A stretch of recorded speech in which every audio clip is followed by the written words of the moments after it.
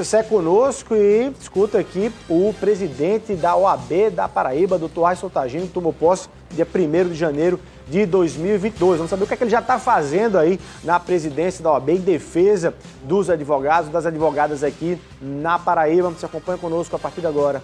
Rede Verdade está no ar.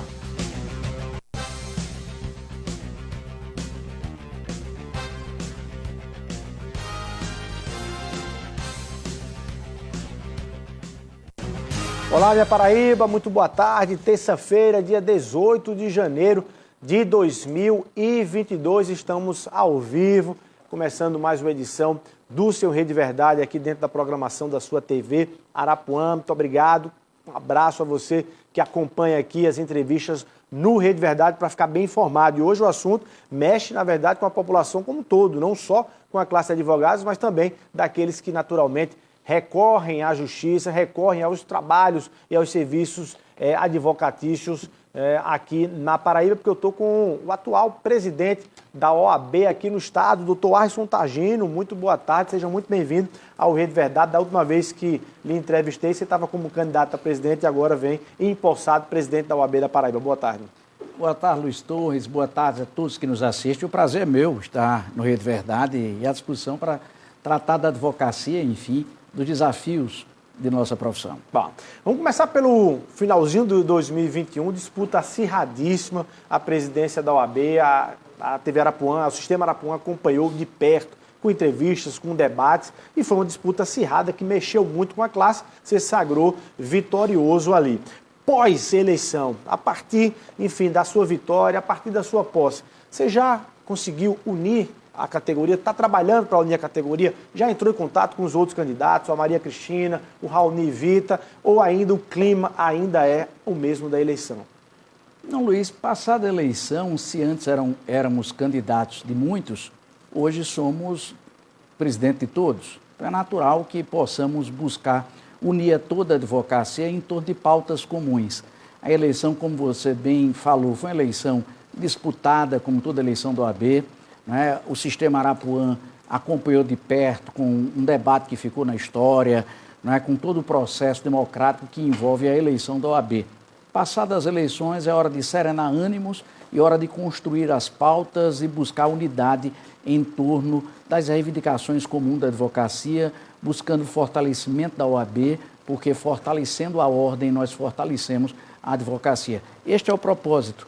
Nós vamos, inclusive, buscar adotar também propostas apresentadas pelos candidatos opositores que eventualmente tenham viabilidade e sejam factíveis dentro desse contexto que, passada a eleição, somos uma unidade só, que é a advocacia, e vou chamar para conversar especificamente a Raoni Vita, a Maria Cristina, para sentarmos à mesa, buscarmos entender e vermos o que juntos podemos fazer, né, para poder, insisto, fortalecer a OAB, fortalecer o Estado Democrático de Direito. Eu lhe perguntava, você já antecipou e respondeu sobre propostas que foram apresentadas por outros candidatos. Você vai acatar algumas delas. Uma delas me chamou a atenção, o fato de se fazer concurso ali, seleção e remunerar os advogados que pudessem fazer parte das comissões de prerrogativas da OAB, enfim, no Estado. Você tinha isso também, né? Você defendia isso também? Tinha. Nós tínhamos na nossa proposta essa profissionalização da Procuradoria das Prerrogativas. Aí você me leva a dar um furo, né? Por favor, o Rede Verdade é a plataforma para isso. Antecipar você, né, Luiz Torres?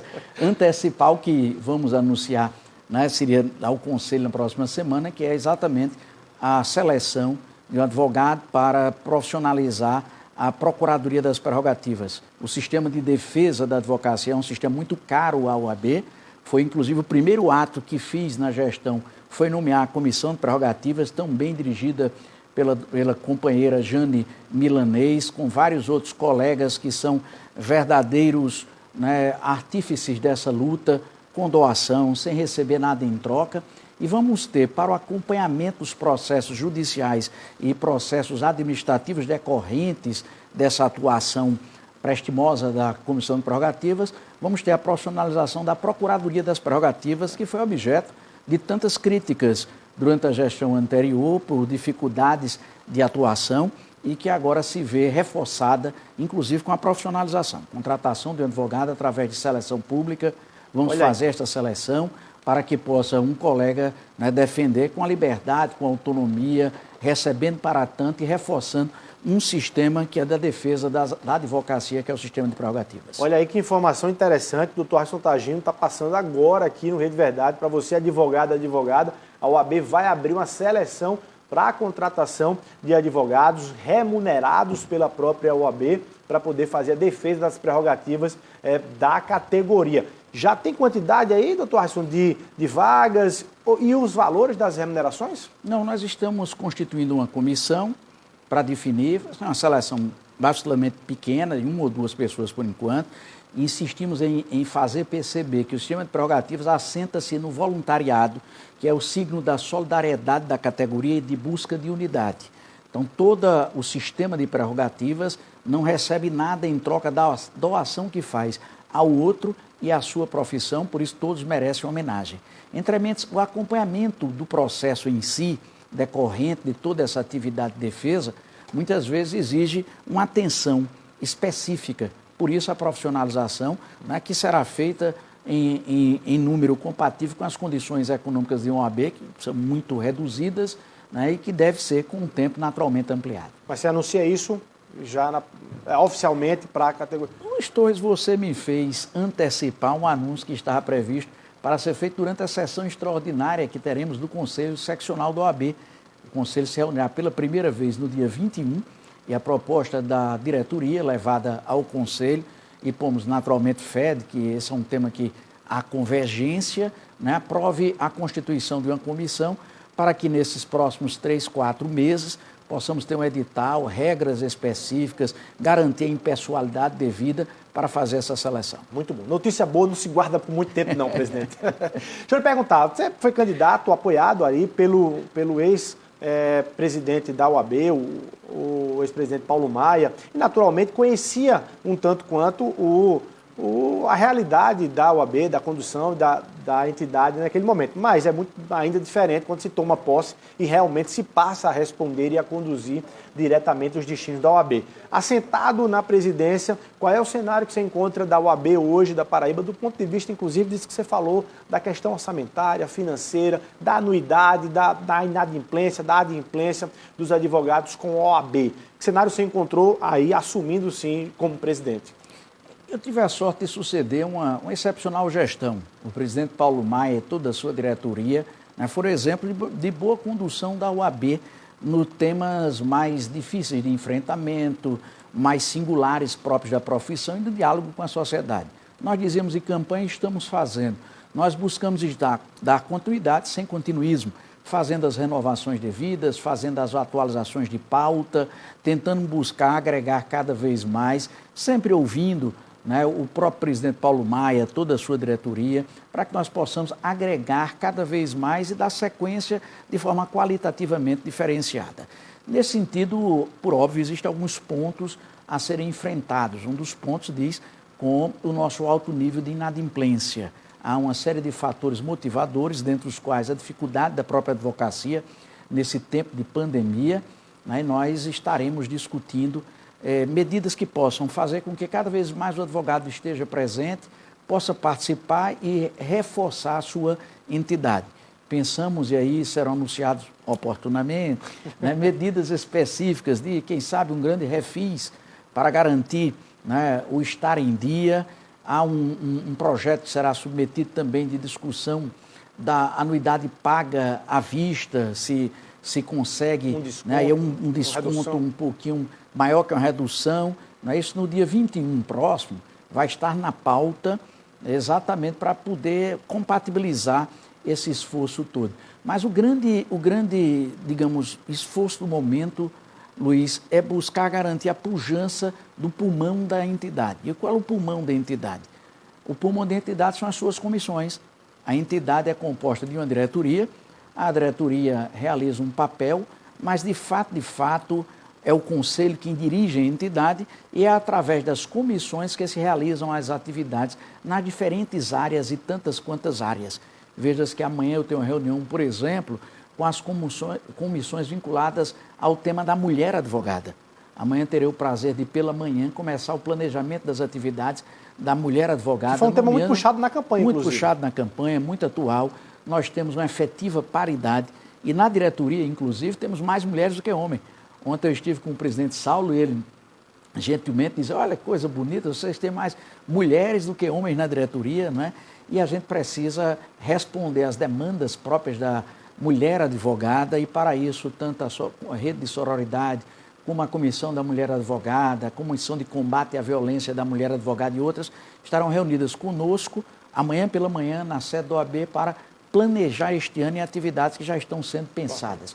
Além disso, estruturar essa rede de atividades que é feita pelas comissões em articulações com as 11 subseções que estão instaladas em todo o Estado, mas são 11 sedes de OAB. Você foi bem votado no interior, inclusive, não é isso? Isso, o Sertão nos deu, não é, uma grande vitória. Nós, ao final, tivemos uma vitória de 6,7% de diferença, muito expressiva. Pernambuco, a diferença foi 1%, Rio Grande do Norte foi 2%, Piauí 3%, Maranhão 1%.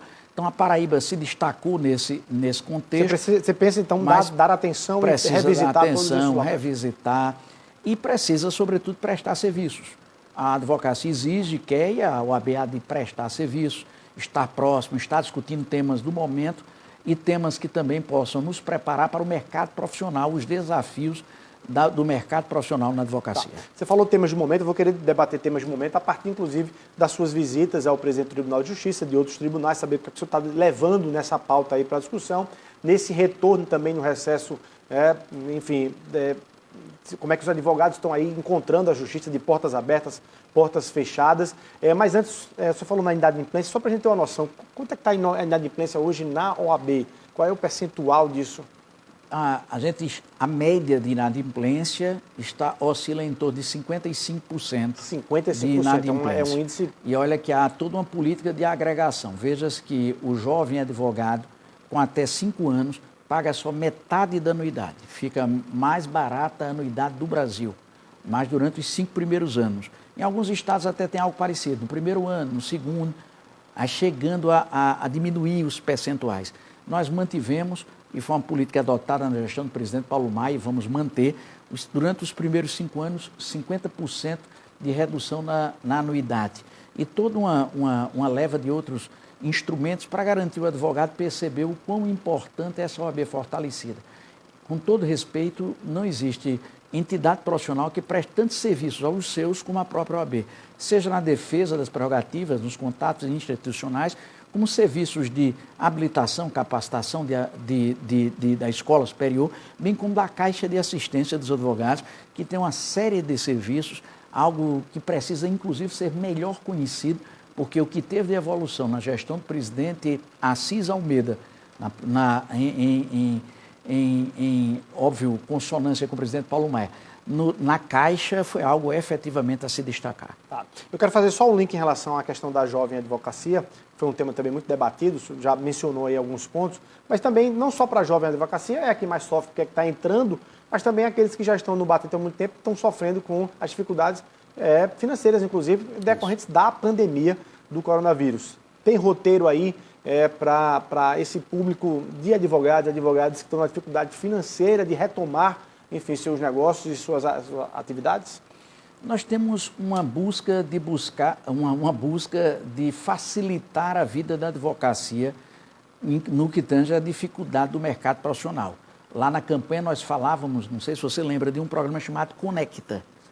Nós já fizemos 2 reuniões sobre o Conecta, buscando estruturar o Conecta, que será exatamente uma ação que busca habilitar para as novas exigências do mercado, que busca capacitar para a profissionalização, o aperfeiçoamento dessa relação profissional do advogado, inclusive facilitando ou buscando acesso às fontes de financiamento, às fontes de aporte e assim como toda uma gama de serviços voltados à jovem advocacia para que ela possa ingressar no mercado com um pouco mais de facilidade.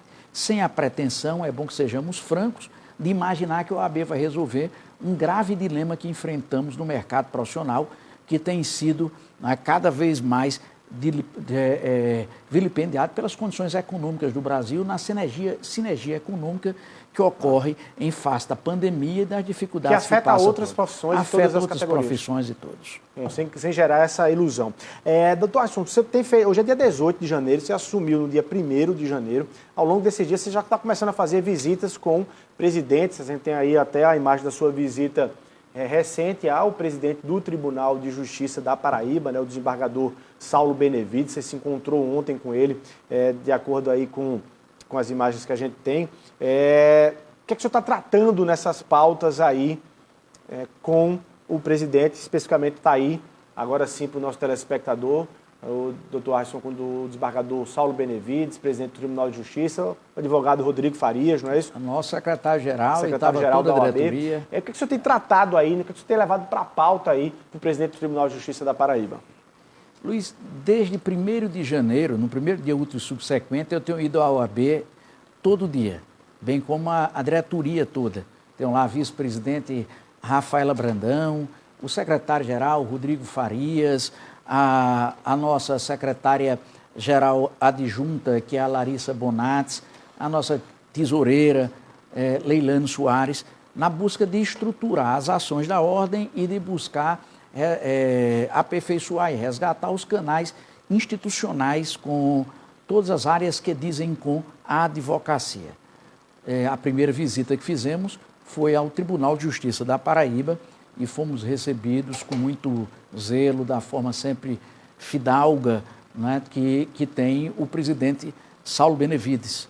Tivemos mais de 2 horas de bom diálogo, o presidente Saulo estava também com o juiz Euler Jansen e discutimos pontos nevrálgicos da relação da advocacia com o Tribunal de Justiça, passando por temas históricos de flexão, que dizem como, por exemplo, custas judiciais, a questão do acesso à gratuidade da justiça, temas como, por exemplo, a questão criminal da audiência de custódia, a questão das sessões da Câmara Criminal, que ainda não voltaram, tratamos das questões relativas ao atendimento do advogado por serventuários e por magistrados, uma reclamação muito intensa da advocacia. Há sempre uma reclamação muito intensa nesse diálogo, e isso para nós é nevrálgico. E dentre outros temas, centramos num ponto atual. Ontem estava se pensando, e hoje foi publicado, o ato do Tribunal de Justiça que adia o retorno presencial nas atividades do Poder Judiciário Estadual. O presidente mostrou dados e mostrou uma preocupação acentuada com essa recidiva que tivemos no quadro sanitário brasileiro e particularmente da Paraíba, seja no Covid, seja dessa acentuada gripe que temos, né? E mostrou os apelos de servidores, magistrados e de unidades no sentido de adiamento do restabelecimento das atividades plenamente presenciais. Nós ponderamos ao presidente, né, reconhecendo o quadro grave, que para nós a advocacia é muito importante essas atividades presenciais, porque elas implicam uma possibilidade efetiva de presença da advocacia nos atos, mesmo a distante queremos estar mais presentes, no acompanhamento de procedimentos e até numa sinergia que é própria da ação presencial. O PJE, o processo eletrônico, não é suficiente por completo? Nós estamos num processo de implantação de uma lógica e um método de atuação, né, da advocacia e jurisdicional, que é através das relações virtuais, do balcão virtual de atendimento, das ações do PJE, Processo Judicial Eletrônico.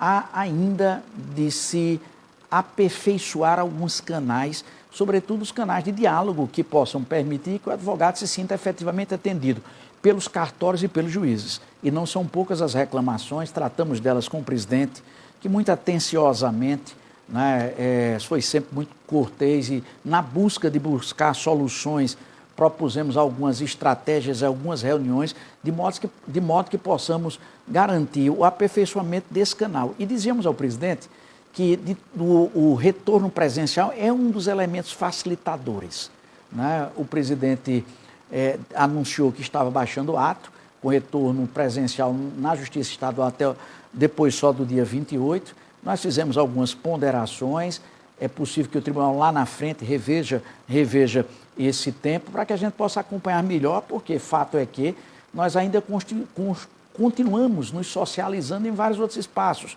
na igreja, em ações festivas, em outras atividades, com os cuidados devidos. Para nós, a advocacia, sim, seria possível manter as atividades presenciais como dantes pensado. Mas compreendemos as ponderações e a própria decisão do tribunal. O tribunal foi muito receptivo às ponderações também.